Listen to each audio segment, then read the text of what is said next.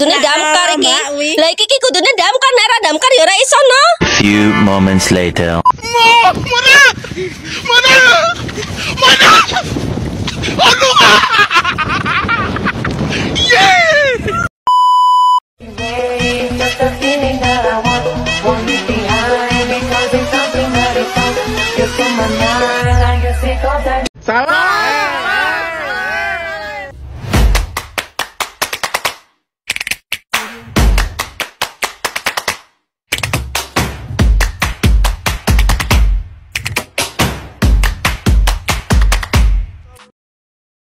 Bismillahirrahmanirrahim.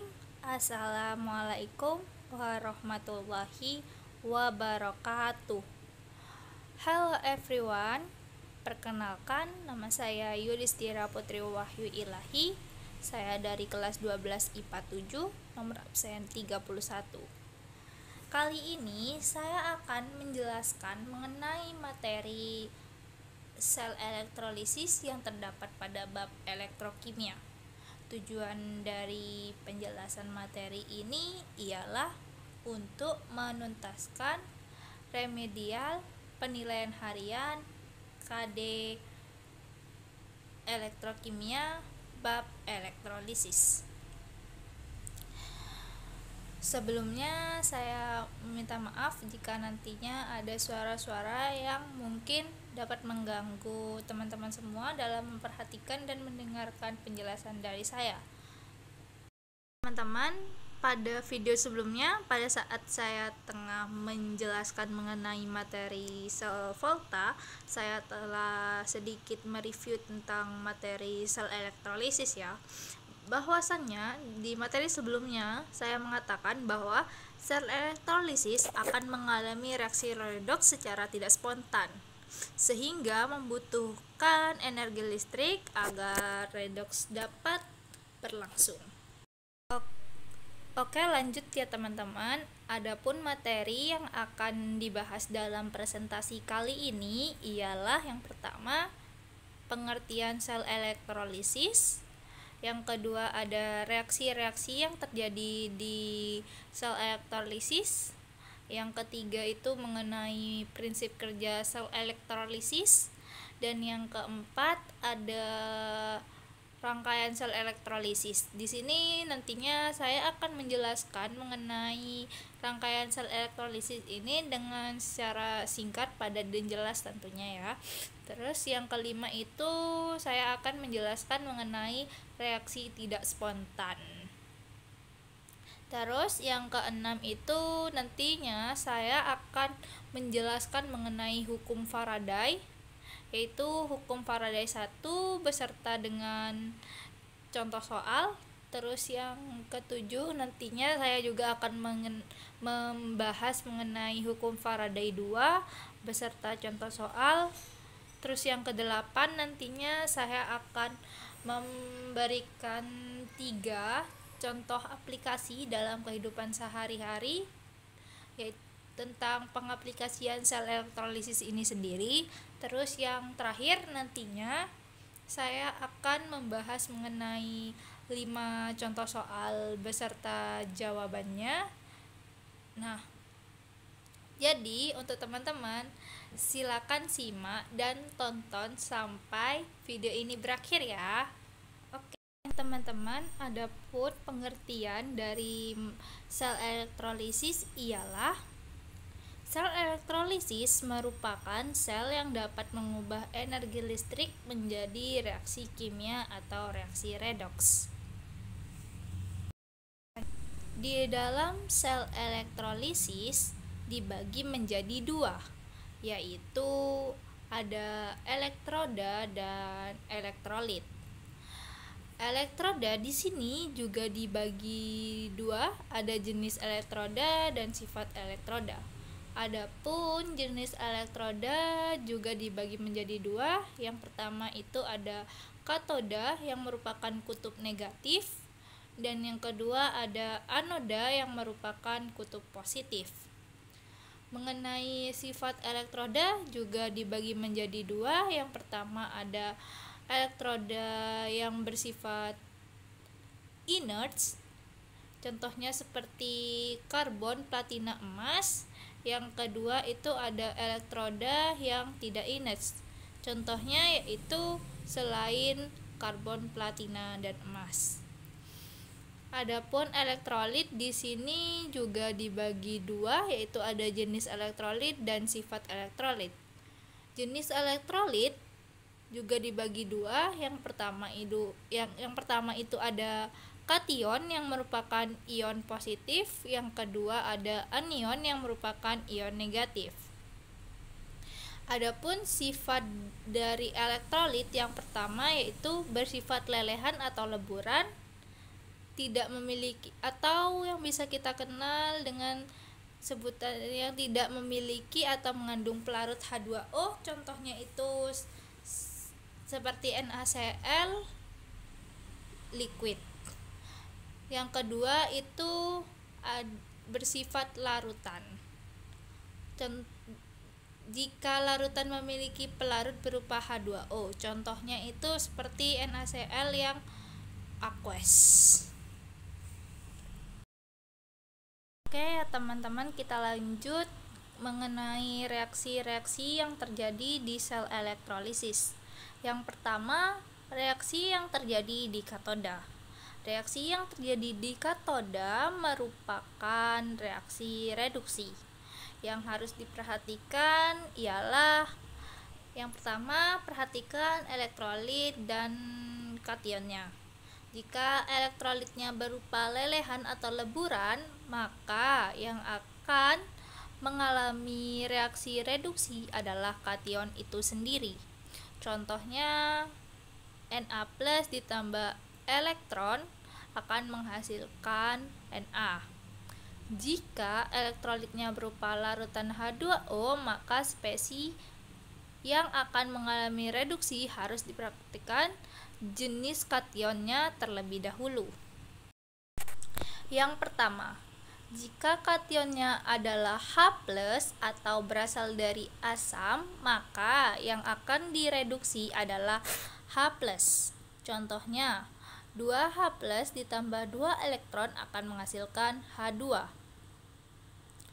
Kedua, jika kationnya berasal dari golongan 1A, 2A, 3A, Al3+, Mn2+, maka yang tereduksi adalah H2O. Karena logam-logam tersebut memiliki potensial elektroda yang lebih kecil daripada H2O atau berada di sebelah kiri di dalam deret volta. Contoh reaksi reduksi H2O adalah sebagai berikut. Di sini saya memiliki H2O ditambah elektron akan menghasilkan H2 ditambah 2OH-. Kita setarakan, di ruas kanan ada 2, maka di ruas kiri juga harus ada 2. Jadi di ruas kiri itu menghasilkan 2H2O ditambah 2 elektron akan menghasilkan H2 ditambah 2OH-, maka hasilnya akan setara.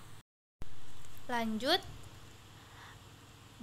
kation yang selain kation yang ada di atas yang akan mengalami reduksi adalah kation itu sendiri. Contohnya, Ag+ ditambah 1 elektron akan menghasilkan Ag.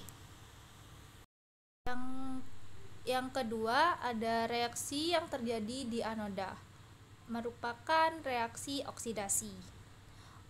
Yang harus diperhatikan yang pertama itu adalah jenis elektroda dan anionnya. Untuk elektroda yang tidak inert, maka yang akan mengalami oksidasi adalah elektroda itu sendiri. Misal, Fe akan menghasilkan Fe2+ ditambah 2 elektron.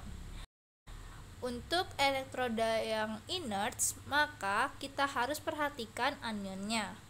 Jika anionnya adalah OH-, maka yang akan mengalami oksidasi adalah OH-.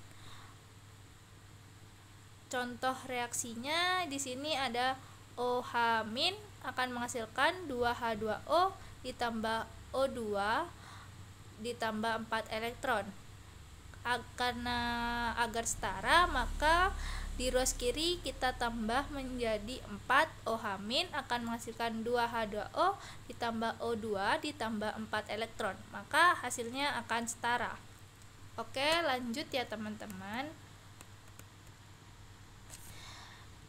Jika elektrodanya masih inert atau masih merupakan karbon platina emas, tetapi anionnya merupakan sisa asam oksidasi atau anionnya akan mengandung oksigen, contohnya seperti NO3-, SO4-, dan lain-lain, maka yang mengalami oksidasi adalah H2O. Untuk reaksinya yaitu H2O akan menghasilkan O2 ditambah 4H+ ditambah 4 elektron. Maka agar setara, di ruas kiri kita tambah 2H2O, maka hasilnya akan setara menjadi 2H2O menghasilkan O2 ditambah 4H+ ditambah 4 elektron. Elektroda inert, jika elektrodanya inert akan tetapi bukan sisa asam oksi, bukan OH- atau tidak mengandung oksigen, seperti contoh Cl-, Br-, dan lain-lain, maka yang akan mengalami oksidasi adalah anionnya itu sendiri. Misal di sini saya memiliki sebuah logam Cl- akan menghasilkan Cl2 ditambah 2 elektron. Maka di ruas kiri agar setara sama dengan ruas kanan harus ditambah 2 valensi, yaitu 2 Cl- akan menghasilkan Cl2 ditambah 2 elektron. Lanjut teman ke pembahasan mengenai prinsip kerja sel elektrolisis. Prinsip kerja sel elektrolisis adalah menghubungkan kutub negatif dari sumber arus searah ke katode dan kutub positif ke anode, sehingga terjadi overpotensial yang menyebabkan reaksi reduksi dan oksidasi tidak spontan dapat berlangsung. Elektron akan mengalir dari katode ke anode. Ion-ion positif akan cenderung tertarik ke katode dan tereduksi, sedangkan ion-ion negatif akan cenderung tertarik ke anode dan teroksidasi. Oke, lanjut ya teman-teman.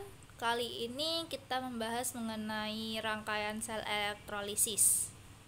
Sel elektrolisis menggunakan anode dan katode sebagai elektroda. Di sini kita menggunakan karbon sebagai elektrode dan lelehan NaCl sebagai larutan elektrolit, di mana anode dihubungkan oleh kutub positif dan katode dihubungkan oleh kutub negatif pada sumber arus listrik. Pada baterai, sumber arus listrik mengalir dari kutub positif ke kutub negatif. Hal ini mengakibatkan elektron tertarik dari anode dan membuat ion Cl- teroksidasi membentuk gas klorin. Elektron yang dilepaskan di anode tadi kemudian dialirkan menuju ke katode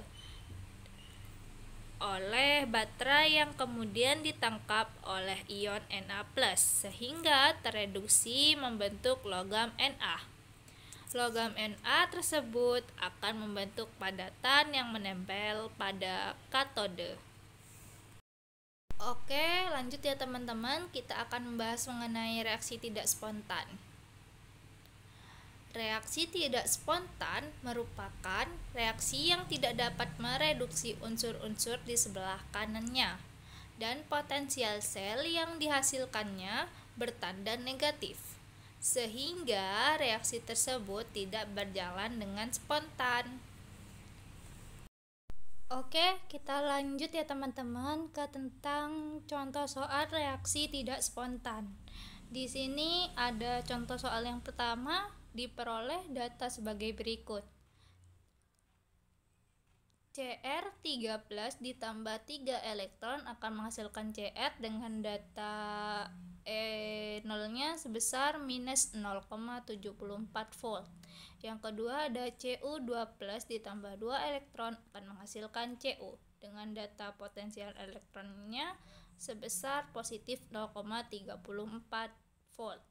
Yang ketiga ada Zn2 plus ditambah 2 elektron akan menghasilkan Zn dengan potensial sama dengan negatif 0,76 volt. Ditanya apakah terdapat sebuah reaksi di Cu, apakah reaksi tersebut tidak spontan? Pertanyaannya seperti itu. Jawabnya yaitu kita harus setarakan sebuah reaksi Cu ditambah Zn2 plus akan menghasilkan Cu2 plus ditambah Zn. Jadi kita sudah tahu bahwa rumus SL itu adalah SL sama dengan SL reduksi dikurangi SL oksidasi. Di sini SL reduksinya tertera bahwa yang akan mengalami reduksi itu adalah Zn2 plus akan menghasilkan Zn, maka itu akan tereduksi. Logam Zn akan tereduksi menjadi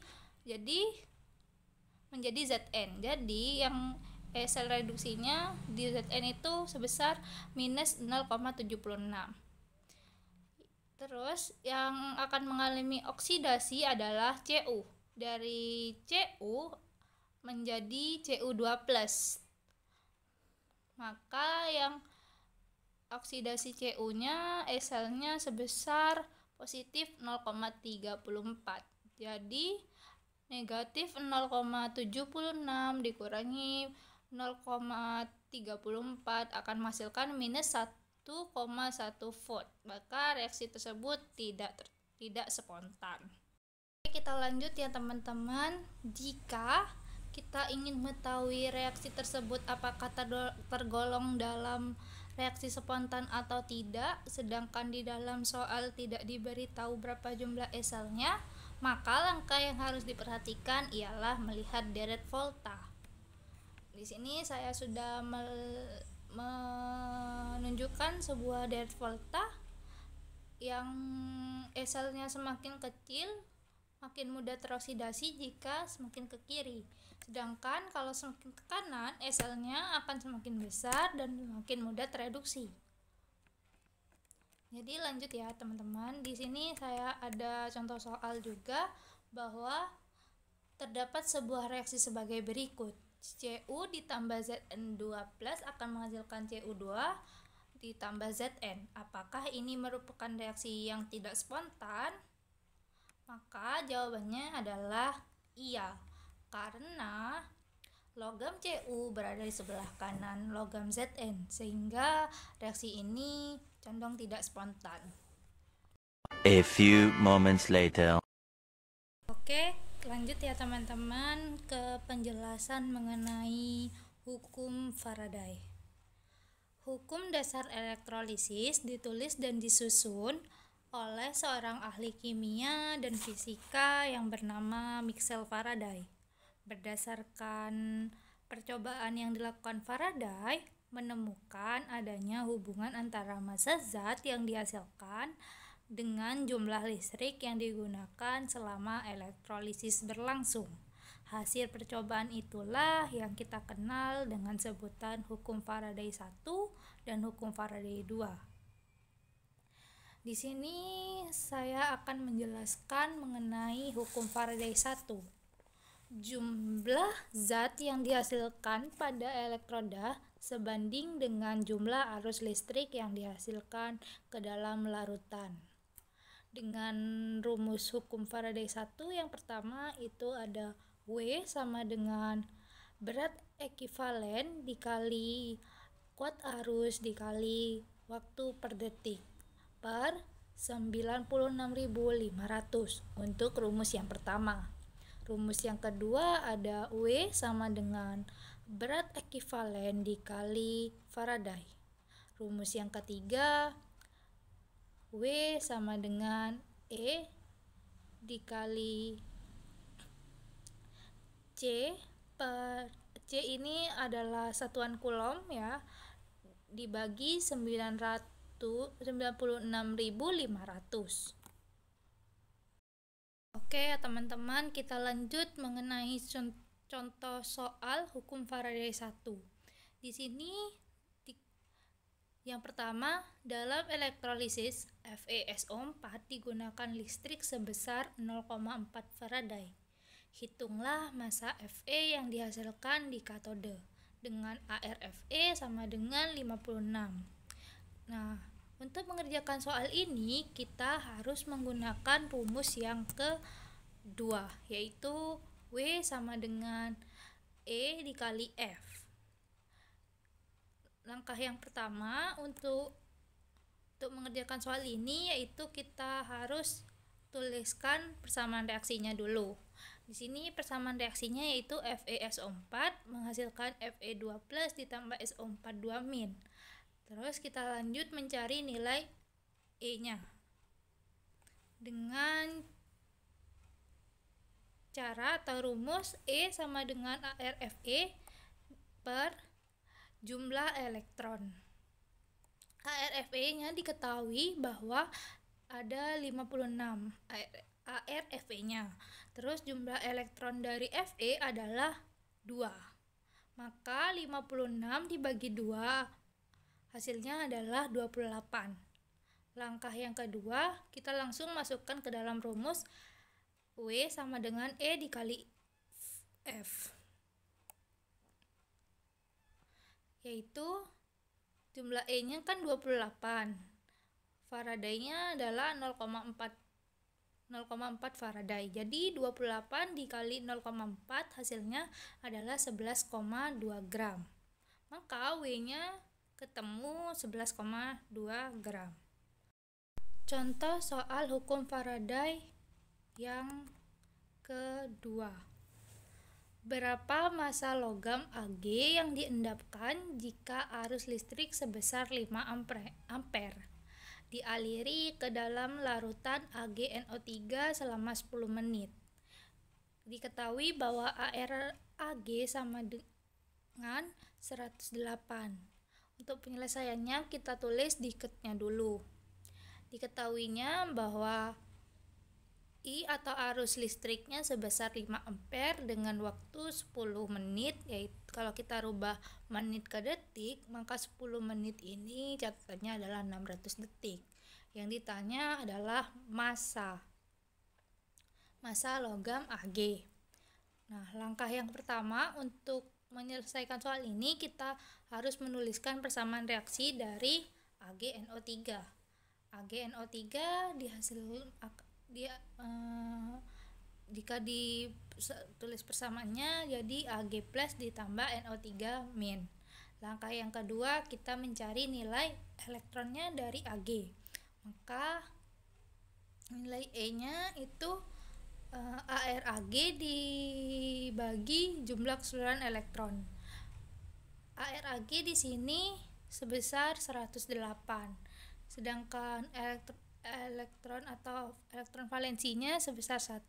Berarti 108 dibagi 1 sama dengan 108.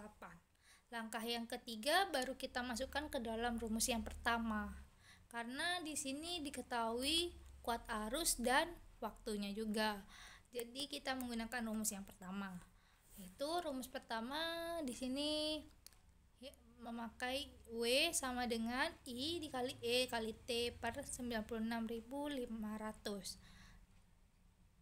I-nya adalah 5 dikali E-nya itu 108 dikali T-nya itu 600 dibagi 96.500. Jadi 324.000 dibagi 96.500 ketemu hasilnya yaitu 3,35 gram.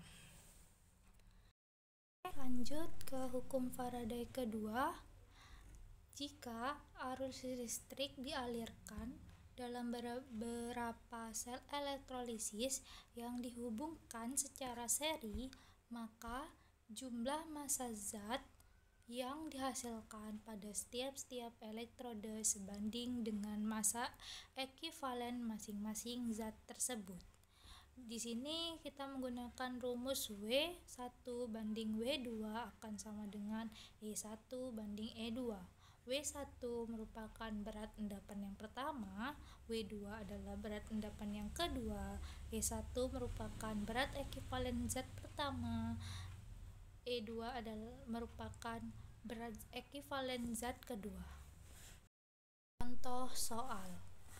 Ke dalam dua sel larutan AgNO3 dan larutan CuSO4 yang disusun secara seri dialirkan arus listrik dan ternyata diendapkan 5,4 gram logam Ag. Jika AR Ag adalah 108 dan AR Cu adalah 63,5, tentukan banyak logam Cu yang diendapkan. Maka cara pengerjaannya di sini kita harus ditulis dulu diketahuinya. Diketahui bahwa W-nya Ag merupakan sebesar 5,4 gram, AR-nya Ag ada 108, AR-nya Cu sebesar 63,5. Yang ditanya di sini WCU. Maka di sini kita menggunakan rumus WCU banding WAG akan sama dengan ECU banding EAG. Nah, kita harus tulis persamaan reaksi dari AgNO3 yaitu menghasilkan Ag plus ditambah NO3 min dengan mol Ag sebesar 1. Terus yang kedua kita tulis persamaan reaksi dari CuSO4 yaitu Cu2 plus ditambah SO4 2 min dengan molnya Cu sebesar 2. Kita harus mencari AR E-nya. Untuk mencari E kita harus menuliskan AR per N. Jadi kita masukkan ke rumus WCU sama dengan ECU per EAG dikali WAG. Sebesar WCU sama dengan 63,5 dibagi 2 per 108 dibagi 1 dikali 5,4 gram. Maka hasilnya sebesar 1,588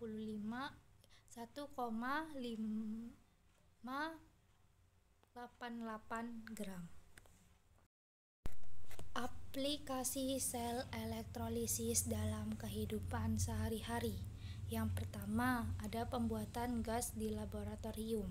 Sel elektrolisis banyak digunakan dalam industri pembuatan gas, misalnya pembuatan gas oksigen, hidrogen, atau gas klorin.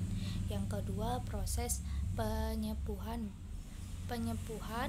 suatu logam emas, perak, atau nikel bertujuan untuk menutupi logam yang penampilannya kurang baik atau menutupi logam yang berkarat. Yang ketiga, sel elektrolisis ini digunakan untuk proses pemurnian logam kotor. Proses pemurnian logam kotor banyak dilakukan dalam pertambangan. Logam transisi yang kotor dapat dimurnikan dengan cara menempatkan sebagian anode dan logam murni sebagai katode. Elektrolit yang digunakan adalah elektrolit yang mengandung kation logam yang dimurnikan. Teman-teman, kita sudah sampai ke 5 contoh soal beserta jawabannya. Soal yang pertama, aluminium diperoleh dari elektrolisis lelehan Al2O3. Berapa aluminium dapat diperoleh setiap jam jika digunakan arus 100 ampere? Pembahasannya sebagai berikut. Soal ini diselesaikan dengan hukum Faraday 1 dengan rumus W sama dengan E kali I kali T per 96.500. Jika diketahui I-nya sebesar 100 ampere dengan T-nya selama 1 jam, jadi bahwa 1 jam itu ada 3.600 detik. Bahwa kita harus mencari dulu yang pertama E-nya dengan rumus AR per N. ketemu ketemu 9 I-nya. Maka kita masukkan ke dalam rumus W-nya 9 dikali 100 ampere dikali 3600 detik per 96.500 sama dengan 33,57 gram. Soal yang kedua. Sejumlah arus dapat mengendap 1,08 gram perak dari larutan perak nitrat AgNO3. Jika arus yang sama dialirkan ke dalam nikel sulfat atau NiSO4, berapa gram nikel yang dapat diendapkan? Dengan ArNi sebesar 59, AR-nya Ag sebesar 108. Pembahasannya sebagai berikut. Soal ini diselesaikan dengan hukum Faraday 2 karena dua sel elektrolisis menggunakan arus yang sama dengan rumusan W1 per E1 sama dengan W2 per E2. Jika diketahui WAG sebesar 1,08 gram, maka kita harus mencari EAG-nya dengan rumus AR per N atau per mol sama dengan 108 per 1 sama dengan 108. Kita harus mencari ENI-nya, yaitu dengan AR-nya Ni per molnya Ni, yaitu sebesar 59 per 2 sama dengan 29,5. Kita lanjut persamaan dari WAG per EAG sama dengan WNI per ENI. Perbandingannya kita tulis 1,08 per 108 sama dengan WNI per 29,5. Pindah ruas jadi 0,01 dikali 29,5 ketemu 0,295 gram. Soal yang ketiga. Tentukan massa gas klorin yang dihasilkan dari elektrolisis larutan NaCl pekat selama 2 jam dengan arus listrik sebesar 5 ampere dengan AR-nya Cl sebesar 3,35,5. Jika diketahui waktunya sebesar 2 jam atau 7.200 detik, arusnya sebesar 5 ampere dengan ARCL-nya sebesar 35,5, ditanya masanya, maka kita tulis W sama dengan E kali I kali T per 96.500. Dengan E-nya adalah AR dari Cl 35,1 per jumlah elektronnya dari Cl itu adalah 1 dikali 5 dikali 7.200 per 96.500 ketemu 13,24 gram untuk hasil akhirnya. Untuk soal yang keempat, hitunglah massa perak yang dapat dibebaskan oleh arus 10 ampere yang dialirkan selama 5 menit ke dalam larutan AgNO3 dengan AR Ag sebesar 108. Soal ini dapat diselesaikan dengan hukum Faraday 1 dengan rumus W sama dengan E kali I kali T per 96.500. Jika diketahui I-nya sebesar 10 ampere dengan T 5 menit atau sama dengan 300 sekon, maka E-nya kita harus mencari E-nya yaitu AR Ag per mol. Maka AR Ag-nya itu kan 108 dibagi 1 hasilnya adalah 108. Dengan W-nya 108 dikali 10 ampere dikali 300 sekon per 96.500 ketemu 3,36 gram. Untuk soal yang terakhir, logam yang tidak diperoleh dengan proses elektrolisis adalah, ini merupakan soal penalaran, maka jawabannya yaitu logam natrium, aluminium, magnesium, dan kalsium diperoleh dengan proses elektrolisis sebab logam ini tergolong reduktor kuat. Logam merkuri atau raksa adalah logam yang berwujud cair pada suhu kamar, tidak diendapkan di katode. Logam ini diperoleh pemanggangan HGS atau pemanasan HGO. Reaksinya HGS ditambah O2 akan menghasilkan Ag plus SO2. Dengan 2 HGO akan menghasilkan 2 Hg ditambah O2. Sekian penjelasan saya, kurang lebihnya mohon maaf. Wabillahi taufiq wal hidayah. Wassalamualaikum warahmatullahi wabarakatuh.